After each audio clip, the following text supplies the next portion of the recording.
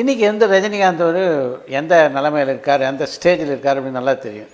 India பூராவிலும் இன்னைக்கு அவர் politics வரணும்னு நான் எங்கே போனாலும் எல்லாரும் என்ன கேட்குறாங்க. உச்ச நட்சத்திரமாக இருக்கு. நான் கூட யோசிச்சு பார்த்தேன், அவர் பேரை வச்சு நம்ம என்டர் பண்ணிடலாமான்னு கூட பார்க்குறேன். அவரை ரீச் பண்ணுறது இப்போவும் உங்களுக்கு சுலபமாக இருக்கா? It is quite easy. But like he is all set and he is a super star. So நான் நினச்சா I can always go and meet him. இப்போ என்ன எங்கள் வீட்டுக்கு போனால் வராதேன்னு என்ன சொல்லிட்டு போகிறாங்களா, அந்த தைரியம் யாருக்கும் மெட்ராஸ்லேயே கிடையாது. நீங்கள் ரஜினி விடுங்க, சென்னையிலேயே ஒய்ஜிபி பிள்ளையோ பார்க்க மாட்டேன்னு சொல்கிற தைரியம் யாருக்கும் கிடையாது. But I do not want to take that extra advantage. ஏன்னா அவர் அதே மாதிரி தான் உங்களுக்கு கூட கொஞ்சம் பேசலாமா அப்படி தான் பேசுகிறார். So I always find out if is free then go and spend some time with.